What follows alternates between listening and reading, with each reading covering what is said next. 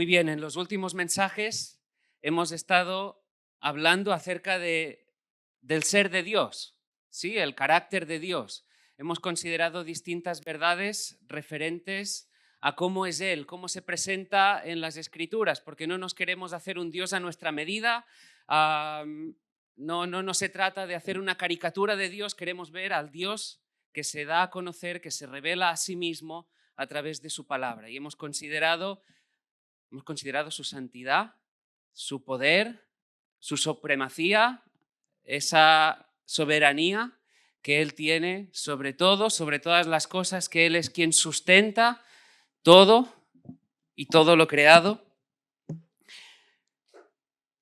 Vimos que Él es ese gran yo soy, el que es desde la eternidad y por toda la eternidad.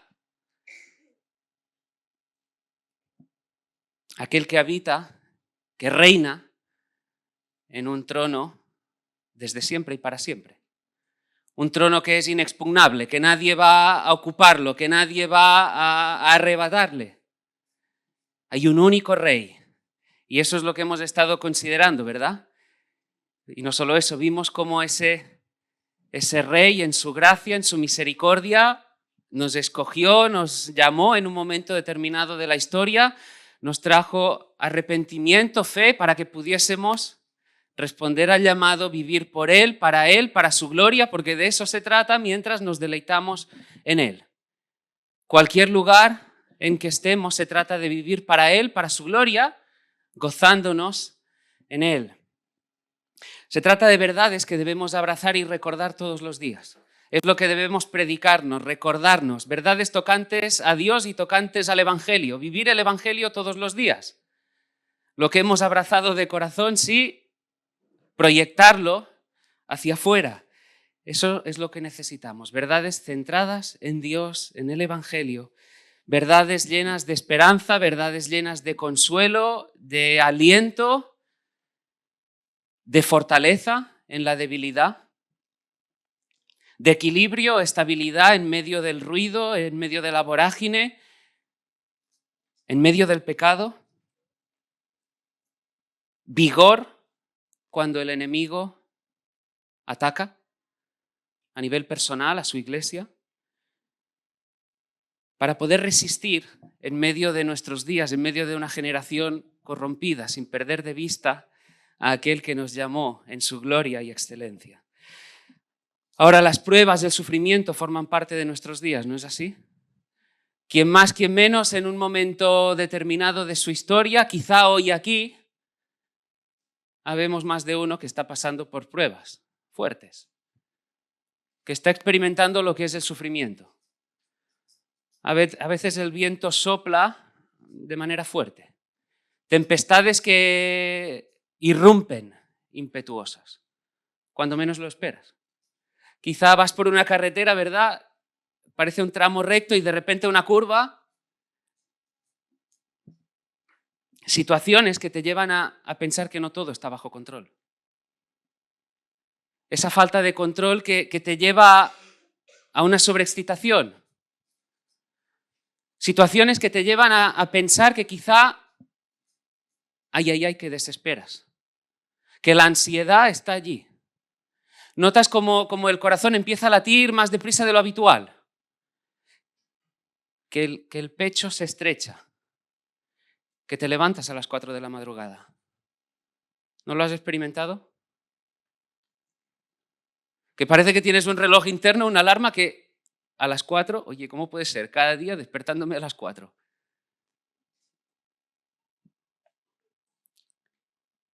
Situaciones que nos quitan el sueño, pero es ahí donde la verdadera fe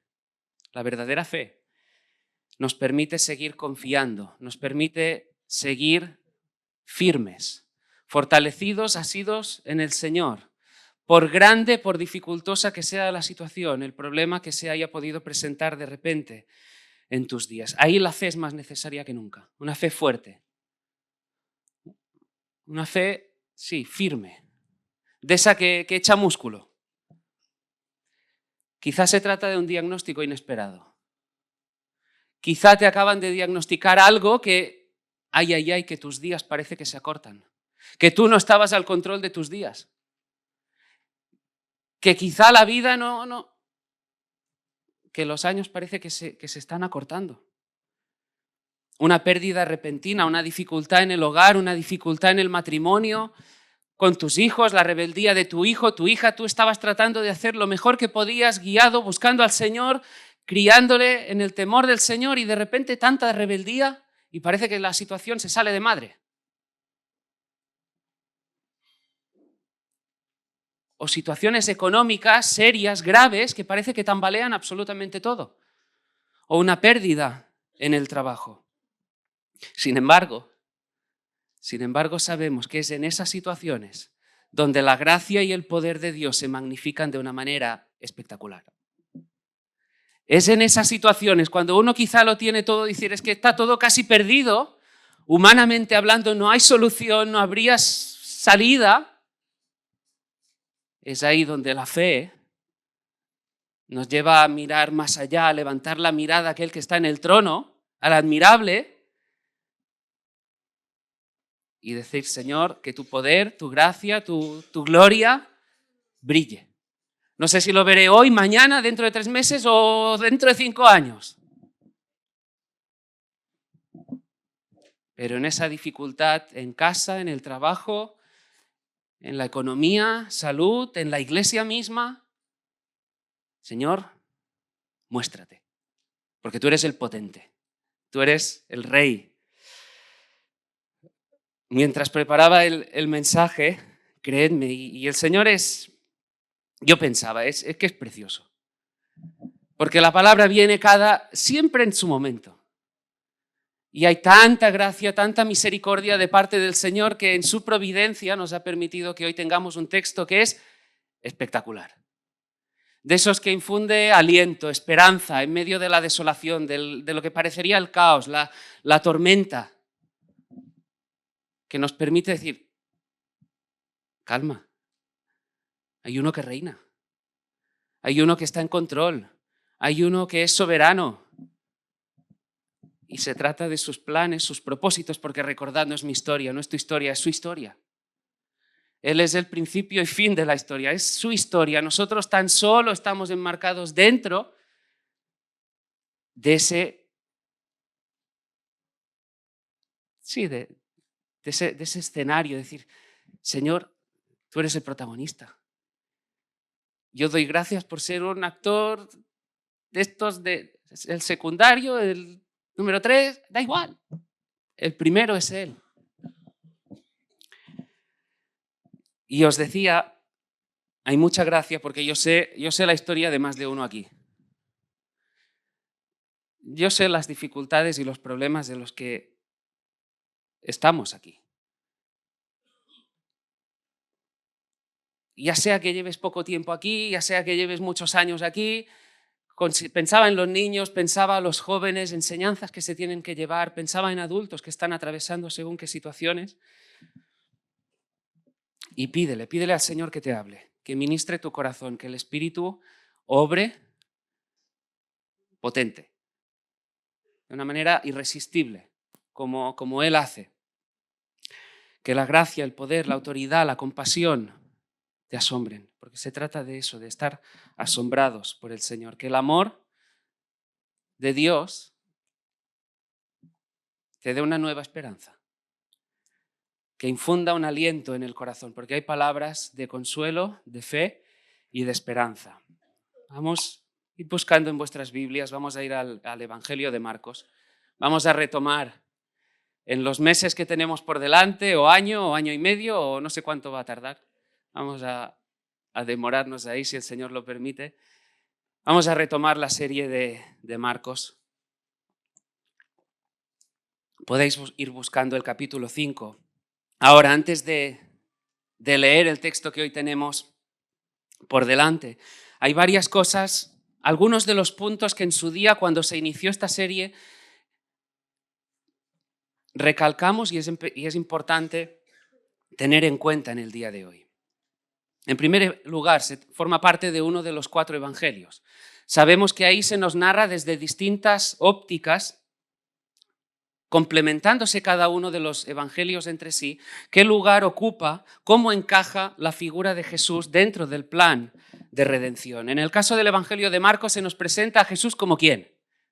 Como el rey, ¿sí? El rey de gloria que se hizo siervo, ¿sí? Para venir y dar su vida en rescate por muchos. Eso es lo que nos dice la palabra del Señor. En los primeros capítulos del Evangelio de Marcos vemos al rey en acción. Sí, ese rey que ha dejado la gloria, que se ha encarnado, está en acción, no está pasivo, sino que está en acción. Y el ritmo que se describe en esos primeros capítulos de Marcos es frenético. Uno de los términos que se va utilizando repetidamente es inminente.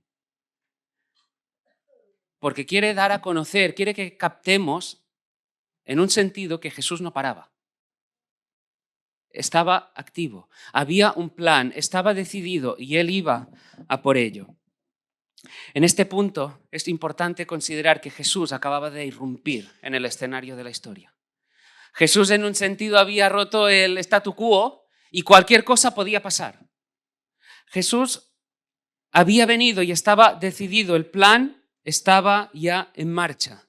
Había un propósito y Jesús estaba actuando y eso tiene una repercusión preciosa también para nosotros hoy, porque sabemos que el Redentor vive y que Él está obrando en cada uno de nosotros, que está actuando para que sus planes eternos se cumplan. Jesús se presenta en el Evangelio de Marcos, me encanta, como el imprevisible pero fiable, como el dulce pero poderoso, como aquel que tiene toda autoridad y sin embargo es humilde, humano pero divino.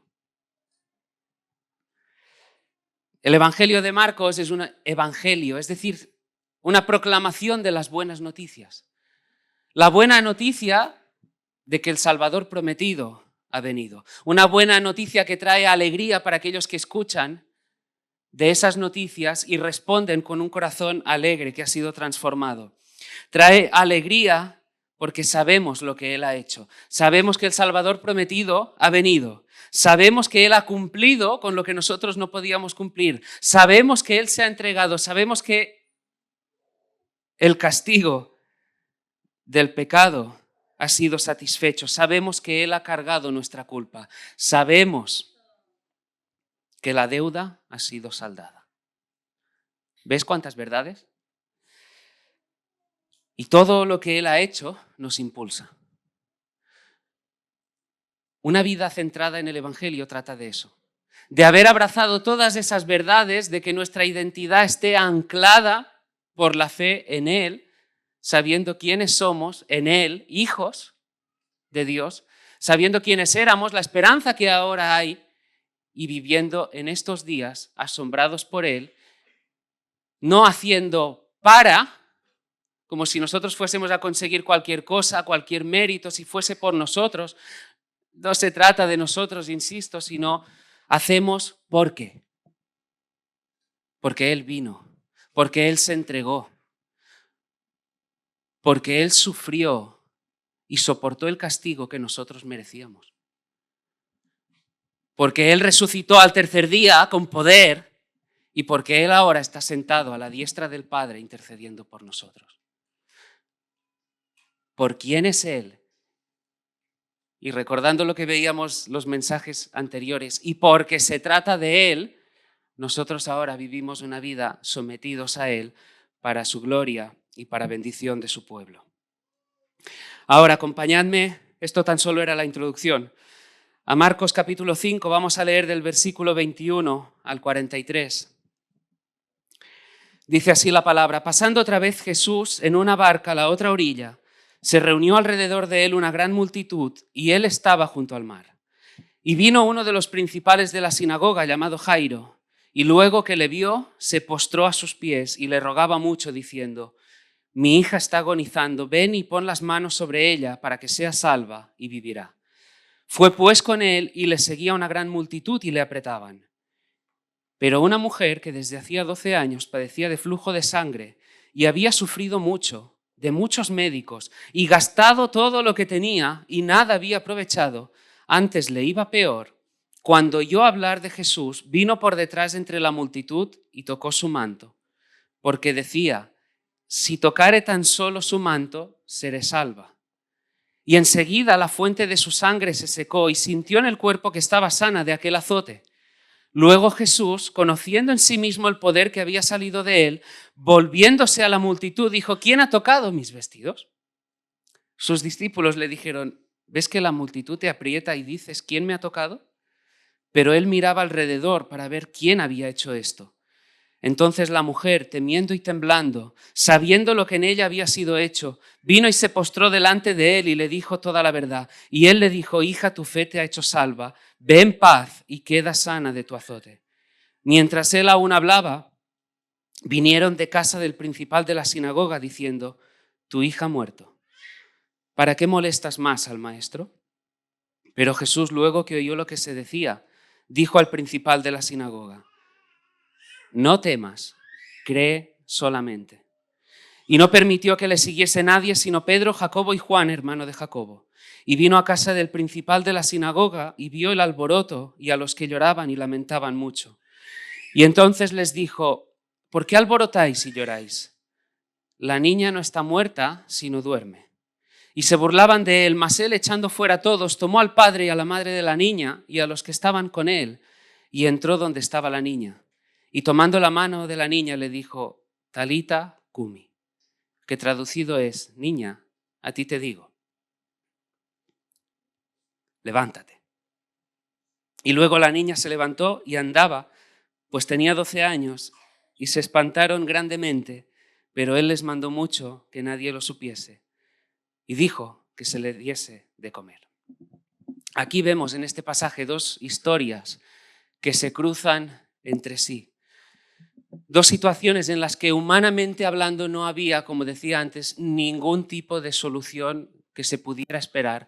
No había una esperanza posible humanamente hablando.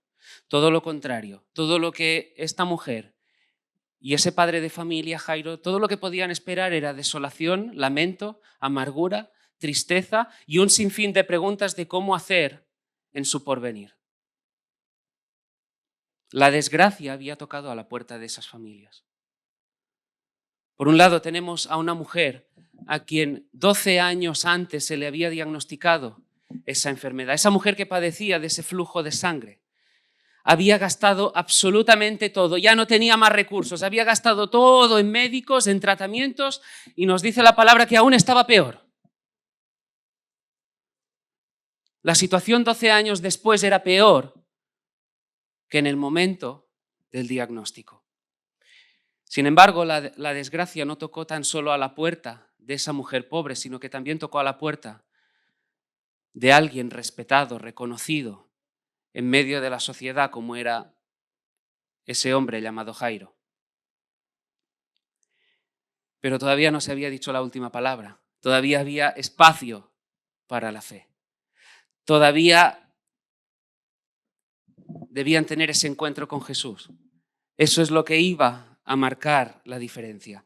Después de su encuentro con el endemoniado gadareno, leemos que Jesús pasa al otro lado de la orilla y se encuentra ya en Capernaum, donde desarrollaría gran parte de su ministerio, y nos dice que las multitudes le siguen.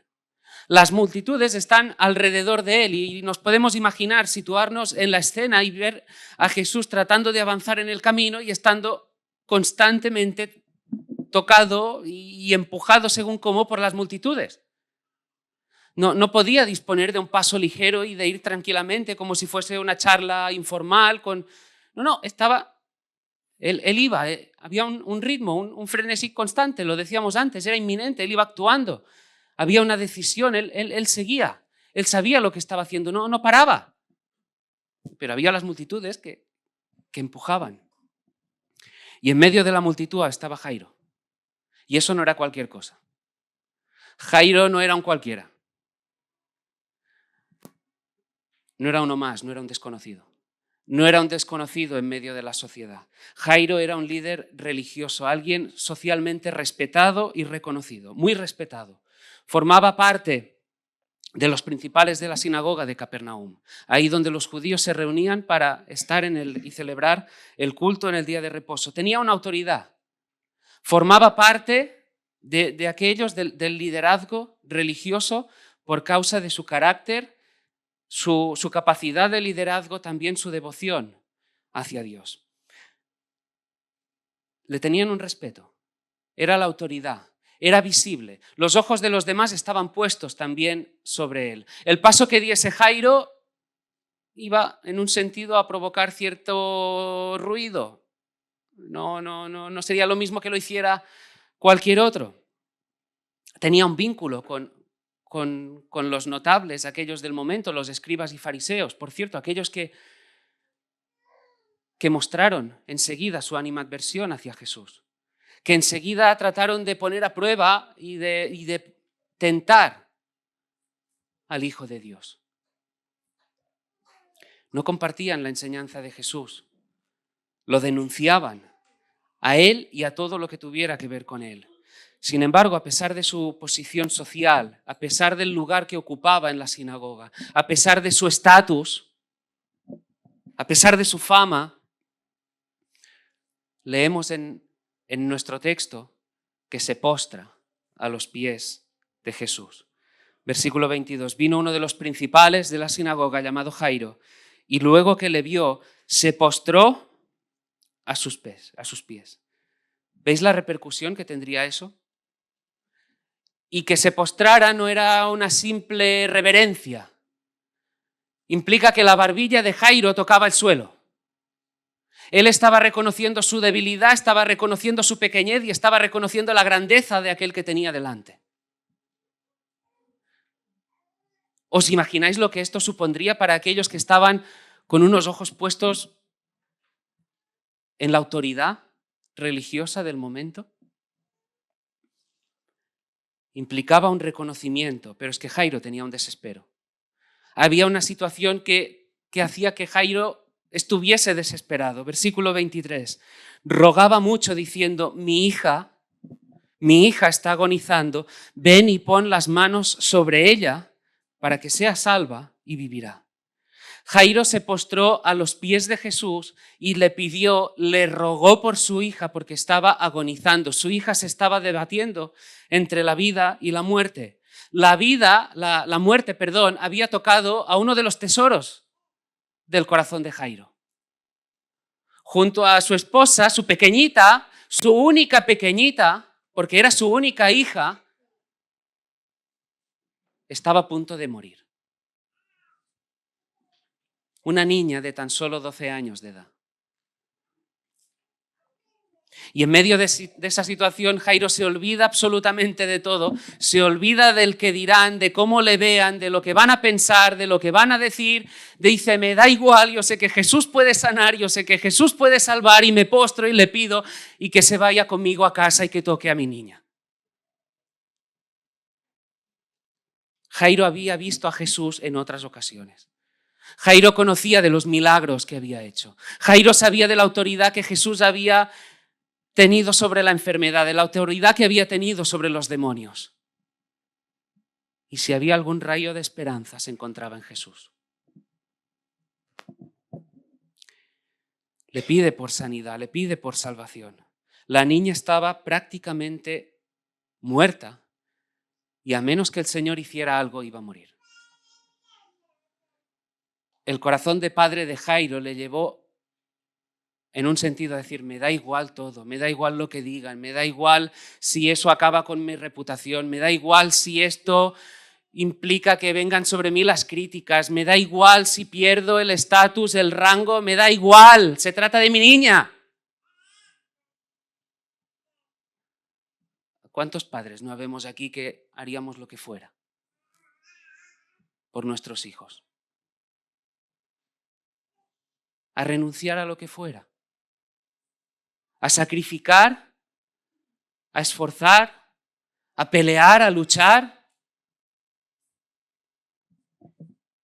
pidiéndole al Señor, buscando al Señor. Fácilmente podemos identificarnos con Jairo. Jairo no tenía tiempo para nimiedades, para según qué tonterías. Iba a hacer lo que estuviese a su alcance para salvar la vida de su hija. Y eso es lo que ocurre. En ocasiones Dios permite que nos encontremos ante según qué tribulaciones, según qué problemas, según qué conflictos, cualquiera que sea el tamaño, para que en un sentido nos olvidemos de todo, nos postremos, nos arrodillemos, nos vengamos a sus pies, para que podamos reconocer quién Él es, que nosotros somos débiles, que somos pequeñitos, que Él es grande, que Él es el Rey, que Él gobierna, para que podamos conocerle mejor. Para que buscándole a través de la palabra podamos gustar, podamos disfrutar de rasgos de su carácter, de su forma de ser, que quizá no habríamos podido entender antes de una forma distinta. Y a veces es posible que según qué problemas, según qué ataques, según qué situaciones, según qué adversidades vengan, para que le aprecies de una forma mucho más preciosa, mucho más íntima, que le veas como quien es Él, el glorioso. A veces es necesario que en un sentido nos derrumbemos,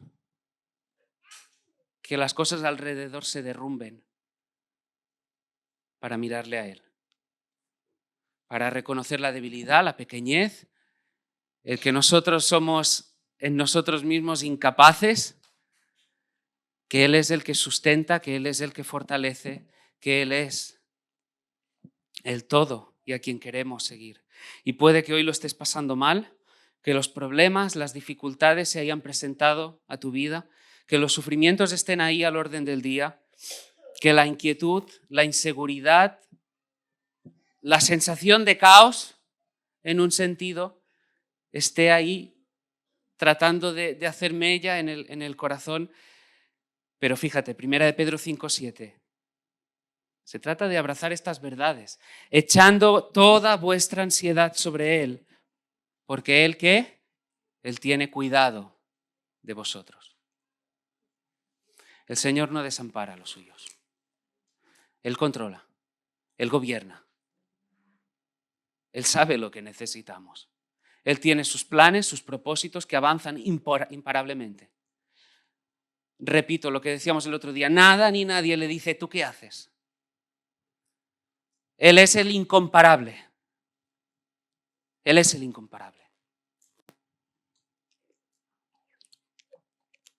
Así que Jairo se va a buscar a Jesús y cuando lo encuentra, se postra, reconoce la grandeza, la autoridad.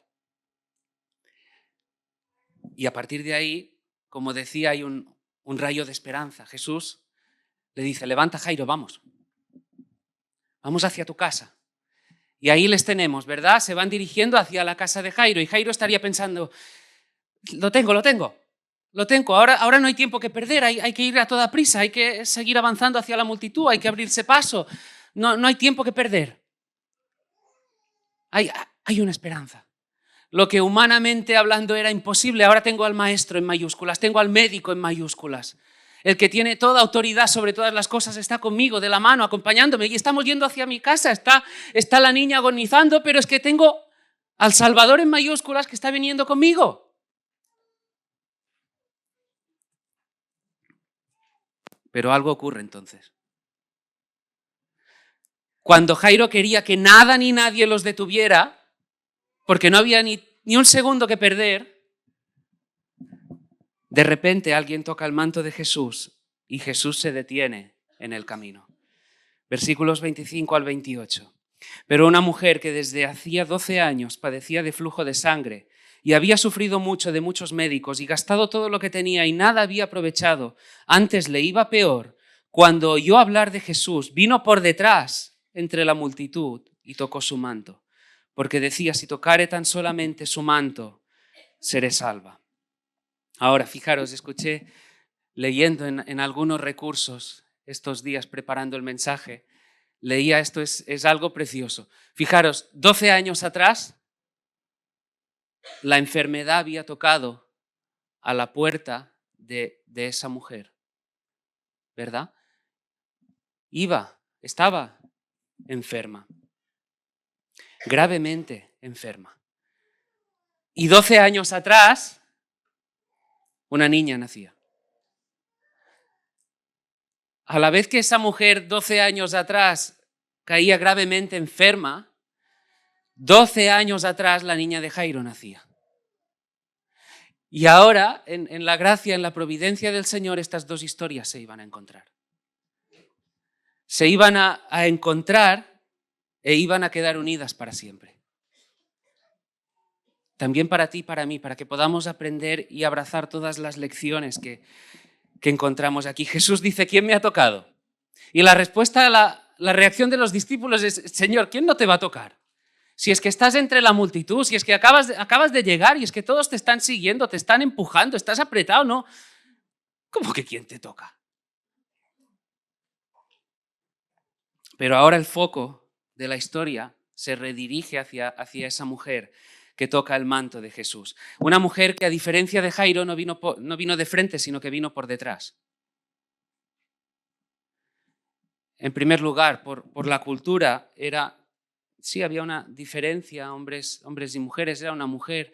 Sabemos, lo hemos dicho siempre, hombres y mujeres son iguales en dignidad, en valor delante del Señor, pero también creemos a la luz de la palabra que hay roles distintos para cada uno, hombre y mujer, dentro del hogar, también dentro de la iglesia, a la luz de las Escrituras. Pero no solo porque fuera una mujer, sino porque estaba enferma. Tenía una enfermedad grave. Desde hacía 12 años padecía de flujo de sangre. Una menstruación constante, sin cesar. Y el libro de Levítico nos habla claramente, y hablaba claramente también a la sociedad del momento, que cuando una mujer tenía la menstruación, lo que tenía que hacer era apartarse.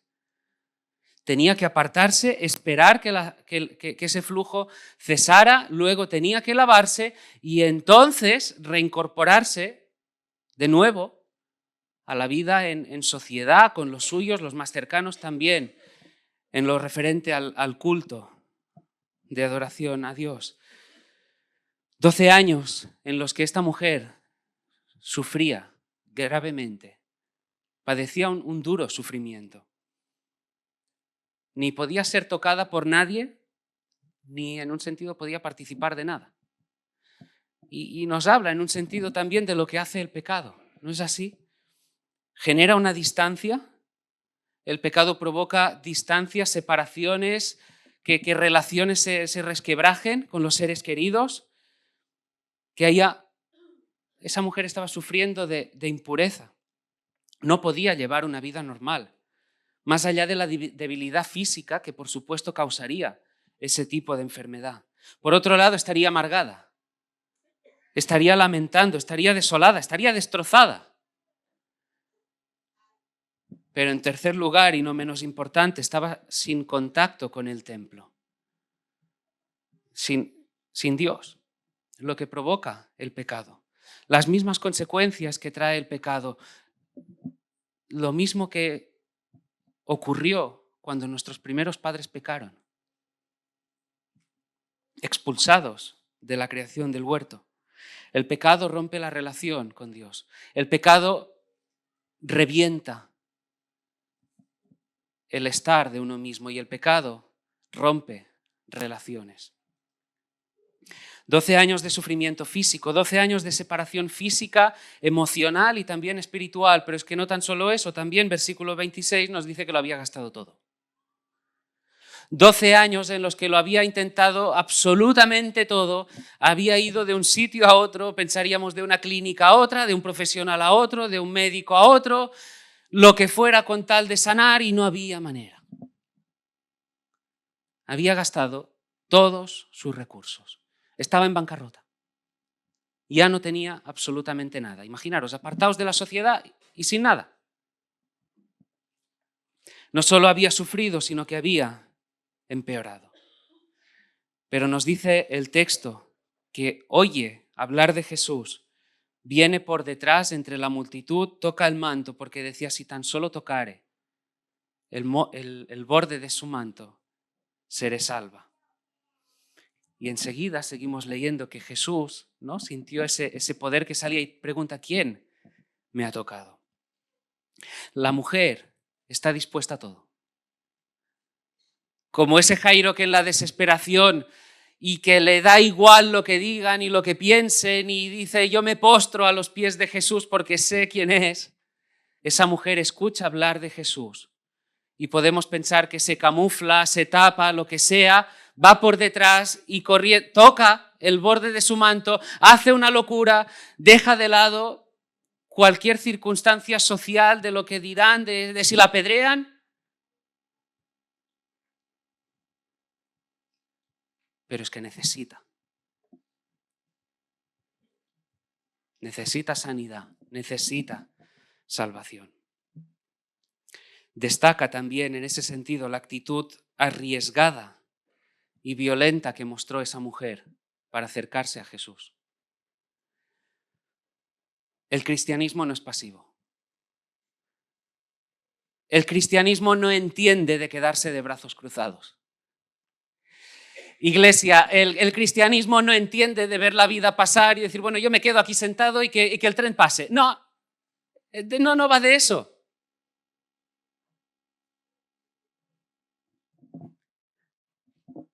El cristianismo va de testificar de aquel que nos salvó.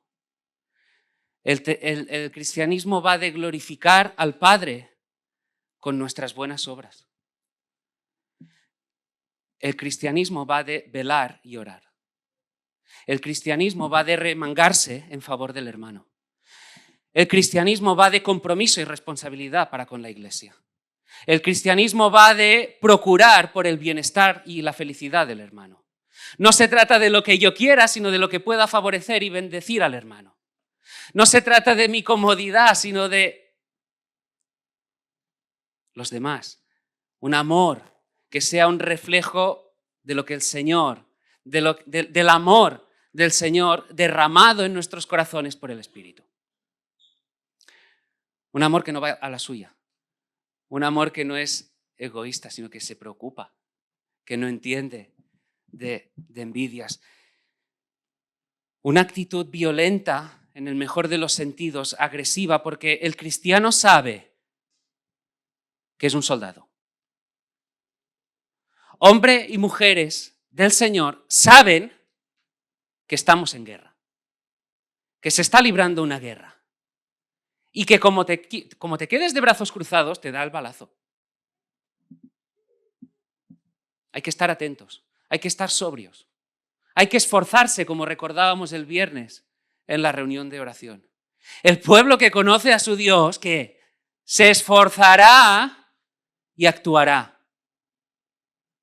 El pueblo que conoce a Dios. No un conocimiento tan solo intelectual.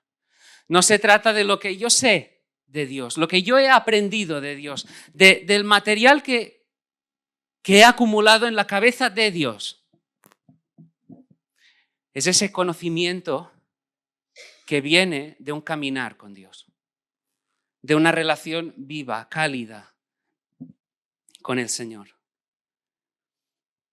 Esa clase de cristianismo que no se deja llevar, que lucha por no dejarse llevar con toda la oferta, con todo el entretenimiento, con todo el ruido, con toda la moda de este mundo. Y la iglesia del Señor se tiene que levantar en pos de Él, luchando por Él, porque se trata de su gloria, se trata de su nombre. Se trata de un amor por su nombre, un nombre en mayúsculas. En ese versículo, a partir de ese versículo 28, vemos que se muestra una fe auténtica, una fe genuina. Una mujer que creía y confiaba. Había escuchado hablar de Jesús, lo veis, y va corriendo. Va corriendo. Lo que los médicos no habían conseguido en años, Jesús lo podía hacer en un abrir y cerrar de ojos.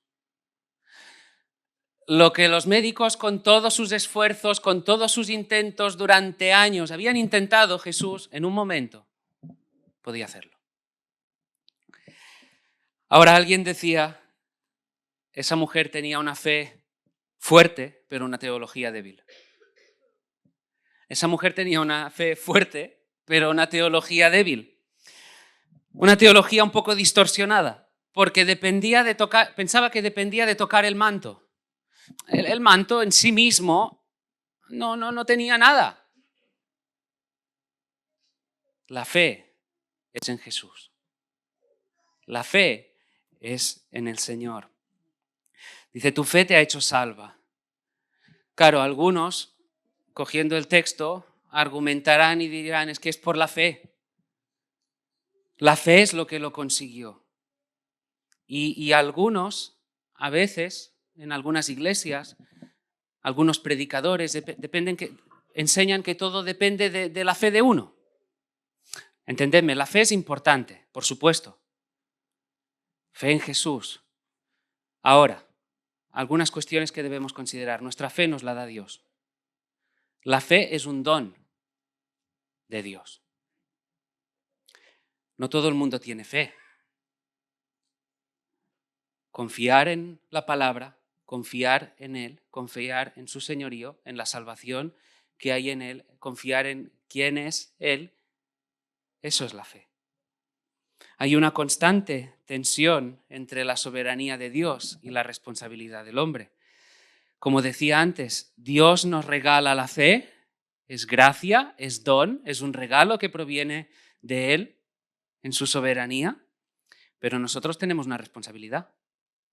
Dios nos ha dado la fe, pero nosotros también tenemos la responsabilidad de que la fe crezca,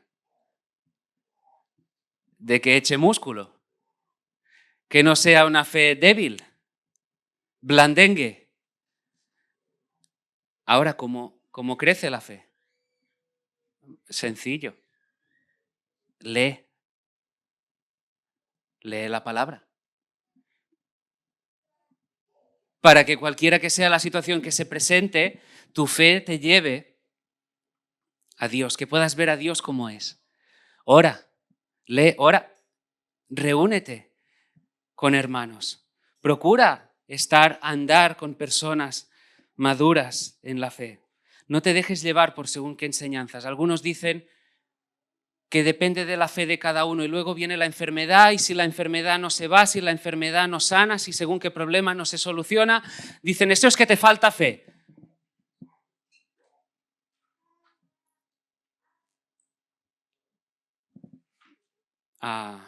No. Eso es poner una losa encima de la persona tremenda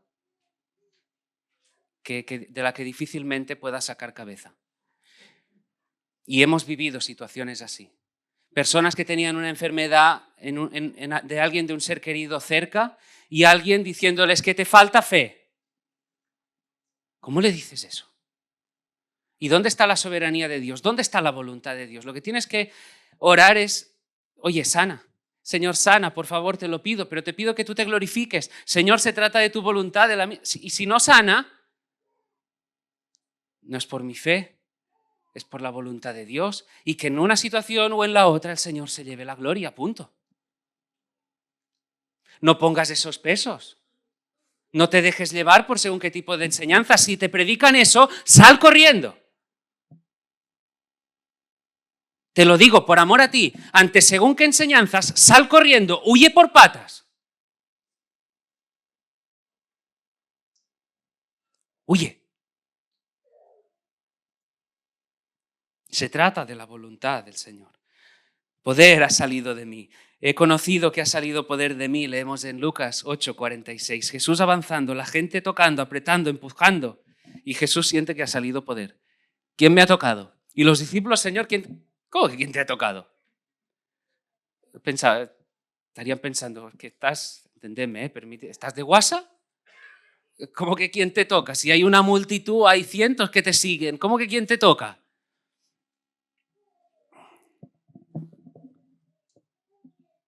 ¿Qué quería Jesús? Jesús quería que la mujer saliera del anonimato. Que la mujer saliera del anonimato, que en un sentido levantara la mano y dijera, he sido yo. Esa mujer se había acercado de corazón. Se había acercado de corazón y Jesús quería que saliera del anonimato. En un primer momento, y sabemos que la voluntad de Jesús siempre era glorificar al Padre, aquí también lo que Jesús quiere es glorificar al Padre.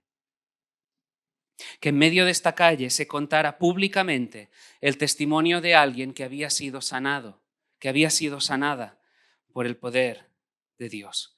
Que el Padre había sido glorificado en esa vida y que la multitud supiera, que toda aquella multitud supiera que aquella mujer que era enferma, que había sido apartada, que por causa de la ley ceremonial se tenía que apartar de todo y de todos, ahora había sido restaurada. Jesús quería hacer saber que la mujer estaba limpia, ceremonialmente limpia, una declaración pública. Por primera vez en 12 años podría empezar a vivir una vida normal, reunirse con los demás, reconciliada.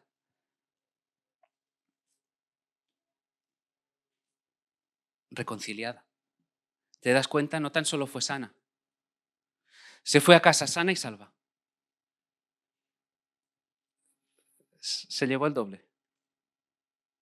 Lo que más necesitaba esa mujer no era la sanidad, era la salvación. Y aquellos que están aquí sin Cristo, lo que más necesitan no es la salida de ese problema temporal, sino el regalo de la vida eterna. Lo que más se necesita no es esa sanidad, que si el Señor quiere hacerlo, también, gloria al Señor. Lo que más se necesita es esa convicción por la fe de una eternidad futura, eterna, valga la redundancia, en gloria. Decía, esa mujer fue identificada ahí como alguien que había sido restaurado, que había sido limpio, un testimonio público, y se necesita en ese sentido contar el testimonio. Justo decía, el Señor sabe cada palabra como viene en cada momento, y el otro día yo no pude el martes, pero mi mujer llegó a casa y me decía, el grupo de hogar ha sido un espectáculo. Ha sido un espectáculo. Ha sido casi un cántico de alegría, de alabanza, de agradecimiento, de asombro al Señor por lo que había hecho en cada vida. Que uno quizá podía ir o una pensar, y empiezas a escuchar el testimonio de uno, el otro, y cómo el Señor, sea que haya librado de ese problema, sea que el problema esté ahí aún, pero que la persona levanta la mirada al Señor, eso es un espectáculo. Necesitamos contar el testimonio. Sea en un grupo de hogar, quienes no estén asistiendo al grupo de hogar, uniros al grupo de hogar, por lo que más queráis, por amor a vosotros. Sea en una charla informal, en una cafetería, en un paseo, contad lo que el Señor ha hecho con vosotros. Se fue sana de su azote, reconciliada con Dios. La mujer feliz y gozosa. Feliz y gozosa, es ese gozo que deriva de la salvación. Se había llevado la sanidad y la salvación. ¿Qué gozo más tremendo no podía presentar esa mujer? Y los que estaban a su alrededor, esa sociedad, esa multitud que los acompañaba, estarían flipando, maravillados, asombrados, fascinados delante del Señor Jesús. Ahora todos, ¿qué hay de Jairo? ¿Nos habíamos olvidado de Jairo?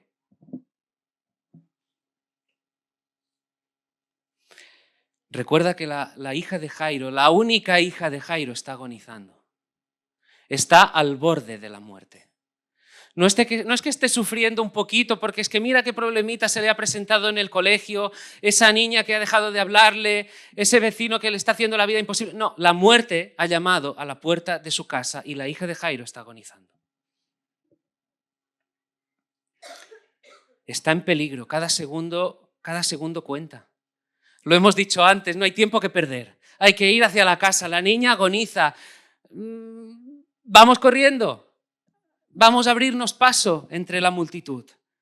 Y no sabemos el tiempo que estaría esa mujer, el tiempo que transcurriría desde que la mujer toca el borde del manto, que Jesús se detiene, que pregunta quién me ha tocado, que hay la sanidad, que hay la salvación. No sabemos si son minutos, si son... No sabemos. Escuché de alguien que decía, Jairo estaría pensando, venía de un día.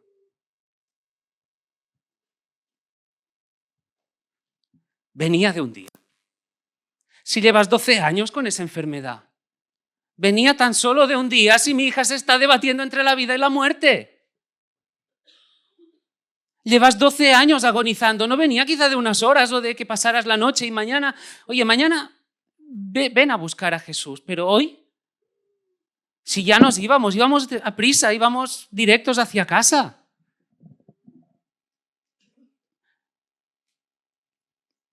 Tim Keller dice lo que Jesús estaba haciendo aquí a ojos de Jairo, deteniéndose en medio del camino, en medio de esa multitud, cuando había una niña debatiéndose entre la vida y la muerte, humanamente hablando, insisto, humanamente hablando, no solo parecería irracional, sino también negligente. Supón que estás en un hospital. Supón que llegas a un hospital y te dicen, mira, te sientas aquí en esta sala de espera. Y a tu lado hay una mujer que padece de una enfermedad por años.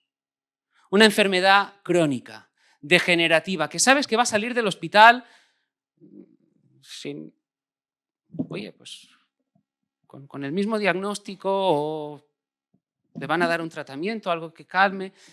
Y a tu otro lado, a la silla a tu derecha, una niña pequeña que acaba de entrar y que está al borde de la muerte.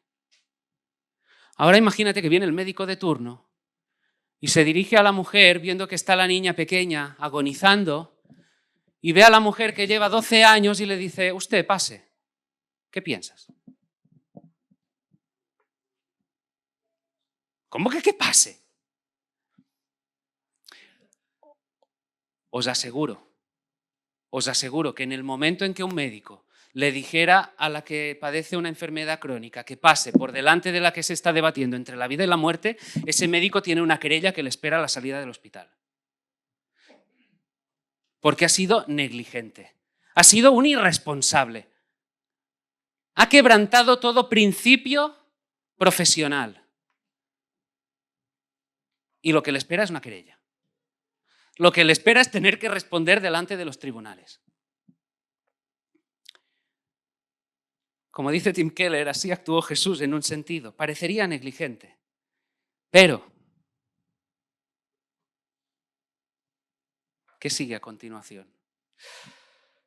¿Qué ocurre?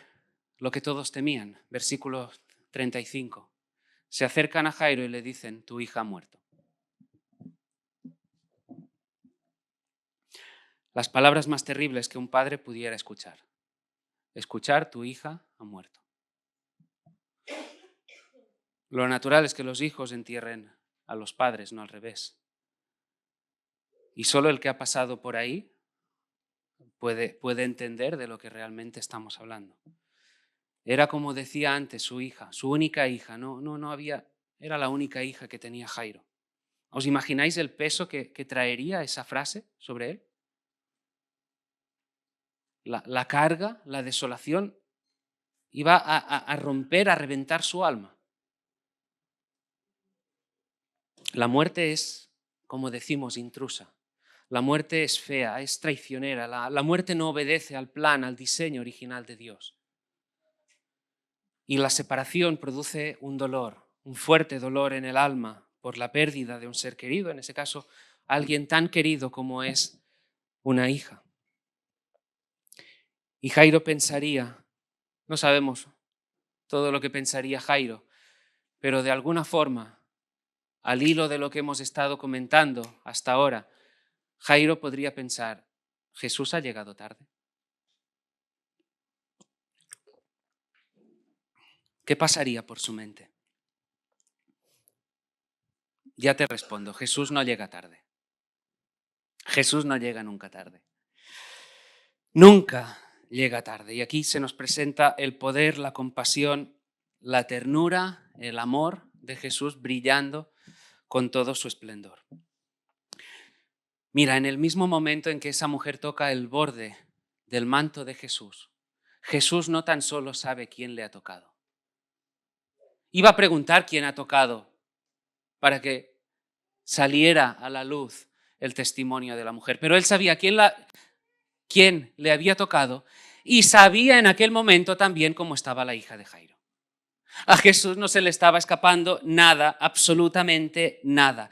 Como tampoco se le escapa nada, absolutamente nada, de cómo estás tú, de cómo están tus circunstancias, no se le escapa de cómo está tu hogar, cómo está tu matrimonio, cómo están tus hijos, cómo está tu economía, cómo está tu salud, cómo está tu tiempo, cómo está tu trabajo, cómo está tu relación con la iglesia. A Jesús no se le escapa nada.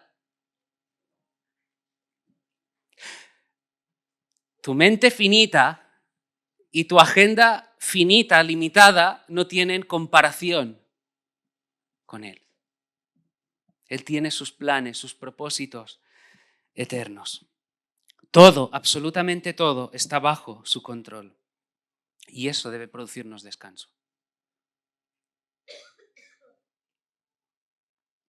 Él es quien preside la historia.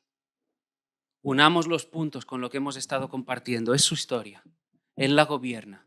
No es tu historia, es la suya. Él la gobierna, Él preside desde el trono. Él preside en medio de la tormenta.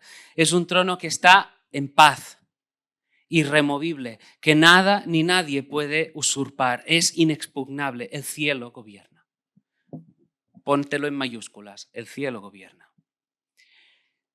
Y Jesús le dice a Jairo, y grábate esas palabras también.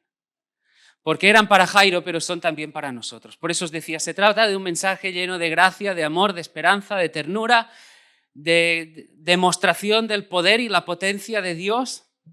Le dice, Jairo, no temas, cree solamente. No temas, cree solamente. Ese es el título del mensaje. Jairo acaba de recibir una mala noticia. ¿Y cómo seguir después de esto? Mi hija acaba de fallecer. Mi niña, mi única niña, acaba de fallecer. He recibido uno de los golpes más duros que podría asestarme esta vida. ¿Cómo sigo adelante? ¿Cómo continuar? ¿Cómo mantener el ánimo? ¿Cómo mantener la esperanza? ¿Cómo seguir involucrándome en lo que sea? Pero es en ese camino que alguien en mayúsculas se dirige a Jesús, a Jairo y le dice, Jairo, no temas, cree. Y eso es para nosotros. Para cuando te preguntes cómo seguir en la brecha. Para cuando te preguntes cómo levantarte, cómo continuar, cómo recuperarte en un sentido, cómo mantener la firmeza, cómo mantener la fortaleza, el vigor, cuando la aflicción, el sufrimiento más duro ha golpeado la puerta de tu casa. Creyendo esta verdad, que Cristo está a tu lado diciendo, susurrándote al oído, no temas, cree solamente. Cuando sufres una traición, cuando alguien te da la espalda, cuando alguien te da la respuesta que por testimonio no merecías, cuando la rebeldía de alguien lleva a la ofensa, cualquiera que sea el problema que sobrevenga, en el hogar, con los hijos, en el trabajo, la economía, debemos saber en primer lugar que Jesús camina con nosotros. El camino de la fe trata de eso. ¿Qué voy a pensar en medio de esa situación? Mira, tú sabes tu historia, tú sabes lo que estás viviendo hoy. La pregunta es, ¿qué piensas? ¿Hacia dónde se dirigen tus pensamientos? ¿Hacia dónde tratas de encontrar refugio? ¿En tus fuerzas, en tus capacidades, tus habilidades? Mira, tú no eres el salvavidas. Olvídate de ti. Olvídate de tus fuerzas, de tus capacidades, de tus recursos. Hay el Señor que gobierna la historia. Hay un Dios eterno que está con nosotros, que en su misericordia está por nosotros, que escucha, que sabe lo que más necesitamos, que nos dará aquello que necesitamos. Paréntesis, no lo que nosotros creamos que necesitamos. Él dará lo que necesitamos y si tú necesitas un no, vas a recibir un no. Y gloria al Señor por ese no. Y si es un sí, gloria al Señor también. Pero Él sabe lo que necesitas. Hay una lucha feroz y permitidme insistir en eso, en la mente de cada uno. Lo que necesitamos es saturarnos de la palabra. Lo que necesitas es saturarte de la palabra para conocer al Dios vivo. No necesitas los libros de autoayuda de este mundo. No necesitas las proclamas de esta sociedad. Olvídate de los mensajes que haya en TikTok, en Instagram, olvídate de eso. Huye de la frase del día que se escriba en según. Tú necesitas a Dios. Huye de todo lo demás.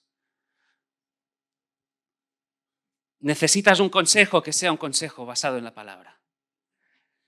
Un consejo humano me importa un pepino. Permitidme que así lo diga. Quiero a Dios. Quiero buscar a Dios. Quiero saber que Él está conmigo. Necesito buscarle a Él.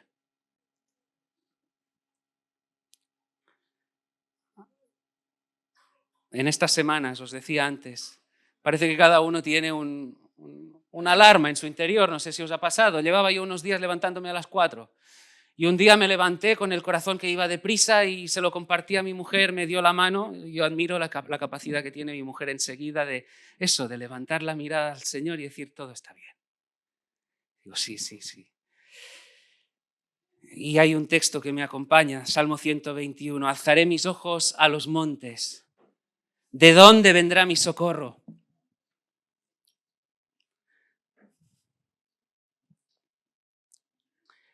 Mi socorro viene de Jehová, que hizo los cielos y la tierra. Mi socorro no viene de nadie personal. Los hermanos en el Señor me acompañan, mi mujer me aconseja, pero mi socorro viene del poderoso que hizo los cielos y la tierra. Mi socorro me ayuda del poderoso, del potente que sustenta todas las cosas. Aquel que no dará tu pie al resbaladero, ni se dormirá el que te guarda.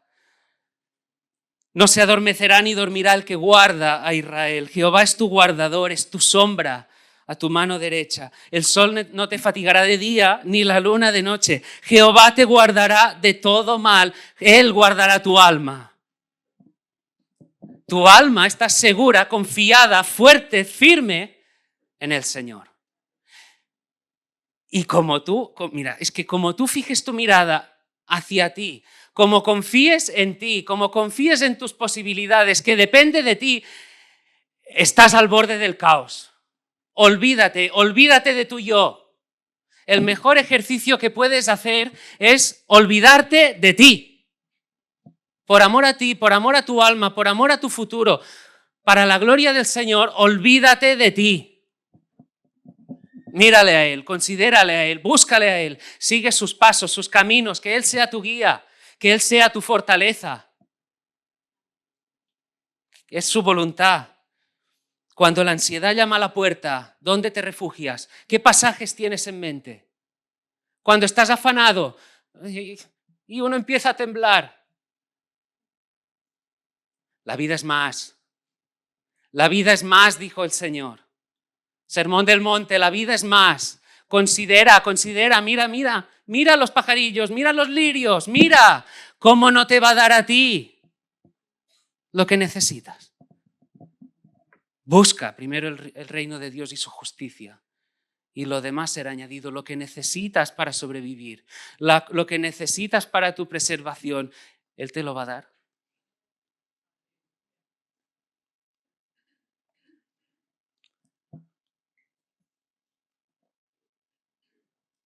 Clamar como clamara el salmista al Altísimo, al Dios que me favorece, el que me favoreció ayer, el que me favorece hoy, el que me favorecerá mañana. constantemente, cada día, porque Él no falla. Él es el inmutablemente fiel, el Dios fiel, que guarda el pacto. Él ha prometido que no nos dejará. Él ha prometido que todas las cosas, escúchame bien, todas las cosas ayudan para bien. A todos no, a los que le aman. Y el bien no es tu capricho. El bien no es aquello que tú creas que necesitas, lo que tú creas que esa lista que quizá tienes colgada en la nevera de lo que tú quieres hacer. El bien es que le puedas conocer a Él y crecer a imagen de Él. Ese es el máximo bien. No temas, cree solamente. Tim Keller dice en su libro La cruz y el rey, y esto es importante. Atended porque esto es importante. De una manera muy ilustrativa. Antes, cuando nos preguntábamos qué pensaría Jairo si Jesús había llegado quizá tarde. Dice, la gracia de Dios nunca actúa según nuestro horario. Para Jairo pudiera parecer tarde, pero para Jesús las cosas estaban ocurriendo justo en su momento. Si Jairo hubiera insistido en demandar que Jesús actuara ya, de acuerdo a su noción del tiempo, de acuerdo a sus propios planes, se hubiera llenado de temor y de confusión. Lo mismo que puede pasarte a ti, lo mismo que puede pasarme a mí. Si quieres que todo se ajuste a tu agenda, a tu horario, caos y confusión. Sométete alegremente al plan de Dios. Jesús presenta otra alternativa. No temas, cree solamente. Deja las cosas a mi tiempo, a mi manera. No es tu tiempo, es el mío. Es infinitamente mejor, es gloriosamente mejor. Entonces llega Jairo a su casa y entonces, antes de encontrarse con su hija ahí tumbada, muerta, hay toda esa comitiva, ese grupo de llorones. ¿Sí? Los que sabían llorar mucho, hacer el numerito, eran contratados. Uno quizá no tenía estudios, no tenía formación, pero si sabía llorar se llevaba un salario. Hacer el numerito. Y cuantos más recursos tuviera una familia, más llorones el día de la muerte. Y Jesús dice, la niña no está muerta, la niña duerme. Y vemos a partir del versículo 41, sé que me estoy extendiendo, perdonadme, pero es importante. Dice, y tomando la mano de la niña le dijo, Talita Kumi, que traducida es, niña, a ti te digo, levántate. Tenemos que entender el pasaje también a la luz de la ley ceremonial. El hecho de tocar el cuerpo de un muerto hacía que quien lo tocara quedase también en un estado de impureza ceremonial. Pero Jesús pasa eso por alto. Se acerca a la niña y le dice, Talita Kumi. La Biblia lo traduce como niña, te digo, levanta. La expresión está llena de cariño y llena de ternura. La expresión, para que nos entendamos, ese niña, es como si cuando un padre se acerca a las 6 de la mañana a la cama donde están durmiendo sus hijos y le dice, cariño, amor mío, levántate, que es la hora. A veces es necesario repetirlo, pero la idea es esa. Un padre que se acerca cariñosamente a su hijo, a su hija, y le dice, cariño mío, amor mío. Y vemos, ¿verdad? La ternura, el cariño, el amor que hay aquí. Levántate, levántate, que es la hora.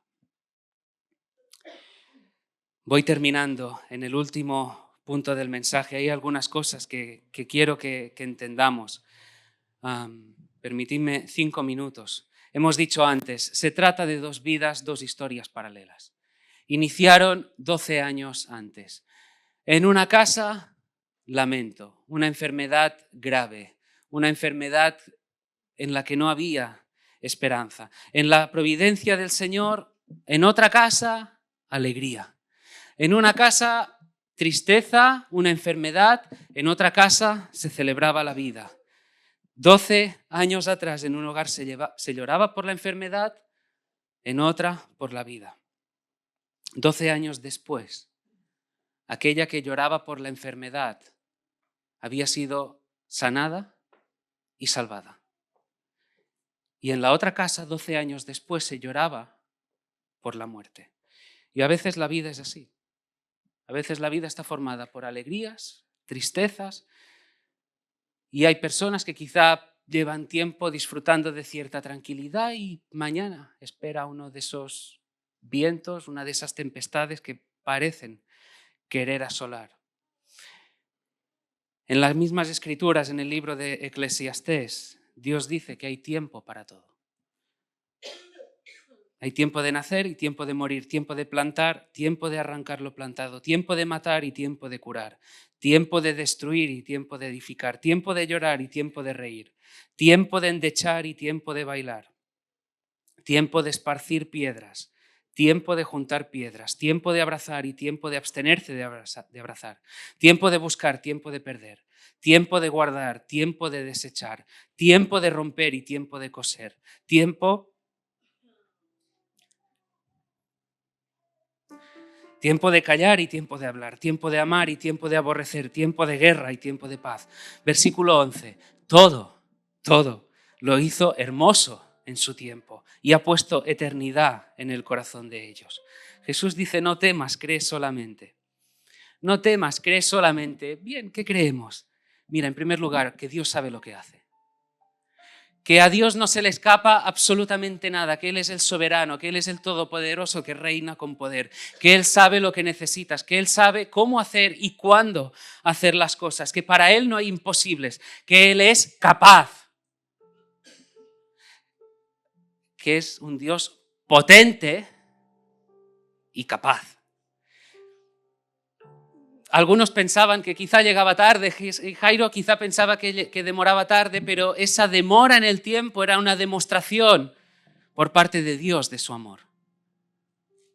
Jesús iba a aprovechar la tragedia no solo para sanar la niña, sino también para fortalecer la fe de Jairo.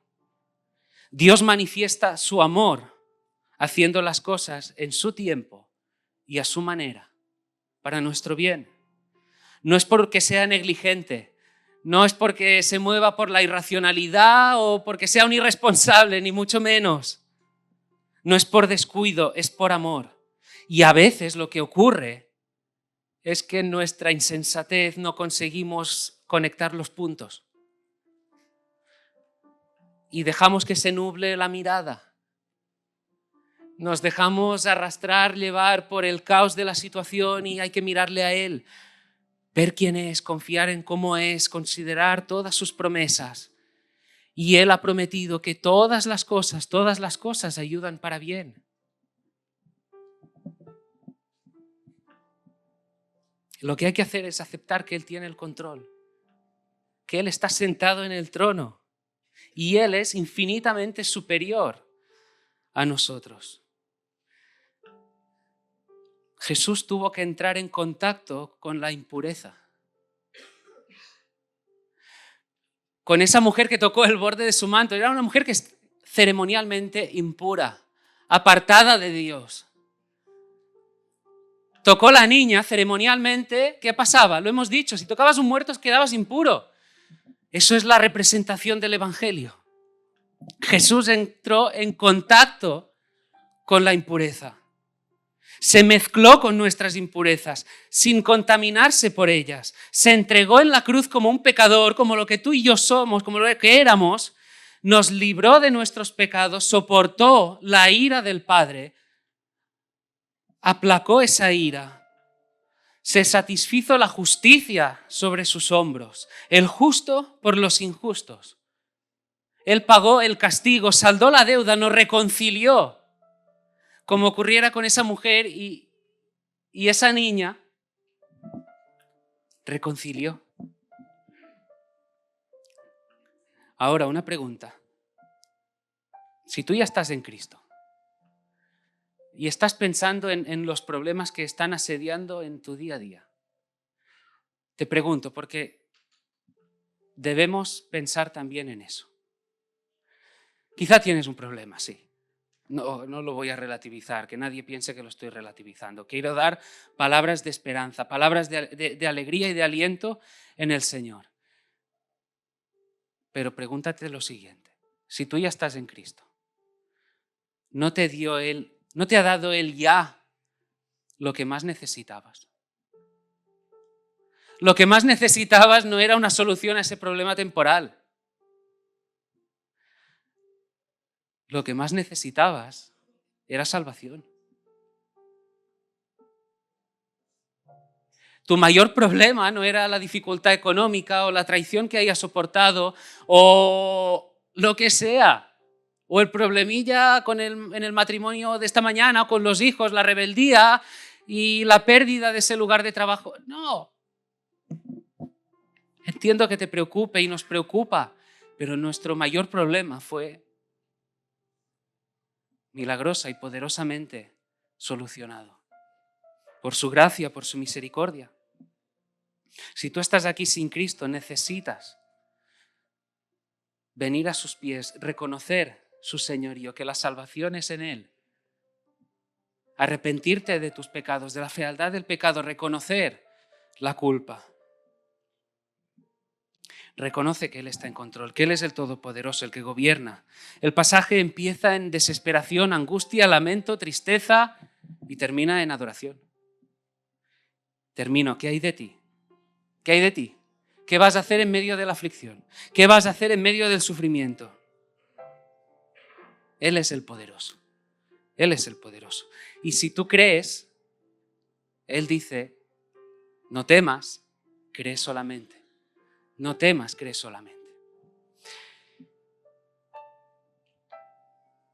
Si las pruebas han venido ya, no temas, cree. Amén.